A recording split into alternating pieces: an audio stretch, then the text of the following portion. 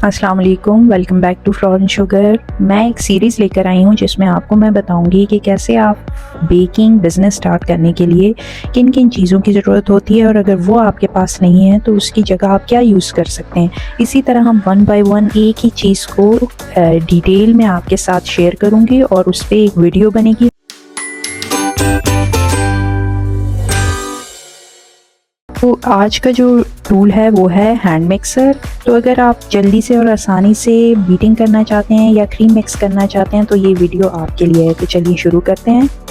ये एक hand beater है या हैंड मिक्सर है, ठीक है, और मुख्तलिफ़ क्वालिटीज़ में आता है। इसके वॉट्स डिफरेंट होते हैं, तो आपको कोशिश करनी चाहिए कि ऐसा आप लें जो आपके लिए ज़्यादा टाइम तक चले, ठीक है।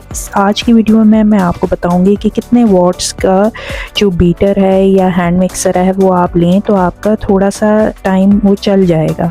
अगर तो आप कम वॉट का लेंगे जैसे कि 150 या 180 या 200 तो वो इतना टाइम नहीं चलता, वो छोटे से काम के लिए होता है जैसे अंडे को बीट करना या जो भी है, ठीक है। लेकिन अगर आपने केक बेक करना है या क्रीम बीट करनी है तो उसके लिए आपको 600 to 800 1000 तक आपने वॉट का जो बीटर है वो लेना पड़ता है। तो इसके साथ 3 अटैचमेंट मोस्टली आती हैं, ज़्यादातर जो देखा गया है 2 ही होती हैं। ये हमारा है बीटर का, और साथ में जो होता है वो 2 हुक होता है और एक विस्क होता है। ये 3 मोस्टली आती हैं लेकिन अक्सर उसमें 2 ही आ जाती हैं। तो ये जो बीटर है ये हमारा केक बेक करने में ज़्यादा इस्तेमाल होता है। जो डो हुक है वो ज़्यादा यूज़ नहीं होता, वो डो के लिए होता है, लेकिन उसमें भी आपने छोटे बैचेस में डो को भूनना पड़ता है। उसके लिए आपको ज़्यादा उसमें नहीं यूज़ करना, क्योंकि ये चीज़ जो है ये छोटे लेवल के लिए होती है। अगर आपको बड़े लेवल के लिए चाहिए तो फिर आपको स्टैंड मिक्सर चाहिए होता है। फ़िलहाल स्टार्ट में हमें बिज़नेस के लिए यही हैंड मिक्सर ही ज़रूरत पड़ती है, तो ये आप लें। और ये जो इसके ये हुक्स हैं ये हमेशा कोशिश करें कि पॉइंटेड हुक्स ना हो।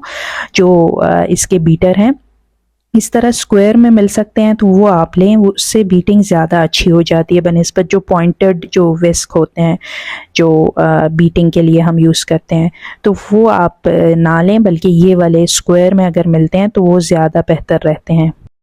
अब मैं आपको बताऊंगी कि कैसे आप क्रीम को इसके साथ बीट कर सकते हैं। एक बॉल लें, लेकिन वो थोड़ा सा डीप होना चाहिए, क्योंकि अगर आप फ्लैट बॉल लेंगे या प्लेट या कुछ इस तरह उसमें करेंगे तो वो सारी जो उसकी चीज़ें हैं वो बाहर की तरफ निकलना शुरू हो जाएंगी। क्रीम भी आपने बिल्कुल थोड़ी सी लेनी है, तकरीबन ½ कप या 1 कप, ठीक है, क्योंकि इसमें आपको मैंने बताया ना कि छोटे बैचेस में आपने कोई चीज़ बीट करनी होती है।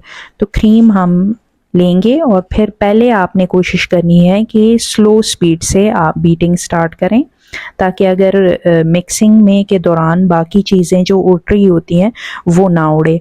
जब मिक्स हो जाता है फिर आप आहिस्ता आहिस्ता उसकी स्पीड को बढ़ा सकते हैं, ठीक है। ये एक टिप है इसकी।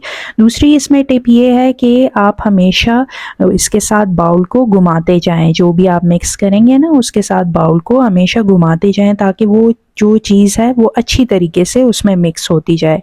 अब हमने स्पीड को बढ़ा दी है और अब इसको तकरीबन 2 से 3 मिनट के लिए फुल स्पीड पे हम बीट करेंगे, तो ये क्रीम जो है वो बीट होती जाएगी, ठीक है। अब ये देखें, अब ये मेल्ट हुई है क्रीम, लेकिन इसको हम जैसे ही फुल स्पीड से करेंगे तो वो खुद ब खुद ही थिक होनी शुरू हो जाएगी, ठीक है। और हमेशा ये कोशिश करें कि जो बीटर है या उसके विस्क हैं या जो डो हुक्स हैं जो भी है वो आप हमेशा यूज़ करने के बाद फ़ौरन से आप उसको धो लें, ताकि वो उसके ऊपर जो उसका बैटर है वो जम ना जाए और वो फिर आखिर में आपके लिए परेशानी का बायस ना बने। तो फ़ौरन से उसको धो लिया करें।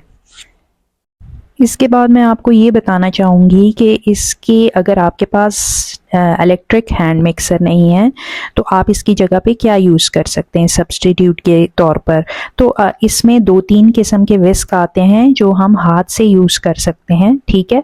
एक तो बिल्कुल नॉर्मल हर घर में मौजूद होता है, एक ये वाला जो है ये आप यूज़ कर सकते हैं, तो ये भी आपके काम आ सकता है इसकी जगह। लेकिन ये है कि इन चीज़ों में टाइम बहुत ज़्यादा लग जाता है। और अगर फिर भी आपके पास ये वाले विस्क भी नहीं है तो इसकी जगह आप ब्लेंडर यूज़ कर सकते हैं। ब्लेंडर जो तो हर घर में मौजूद होता है, उसमें आप केक बैटर को आराम से आप बीट कर सकते हैं। तो ये चीज़ें आप इसकी जगह यूज़ कर सकते हैं।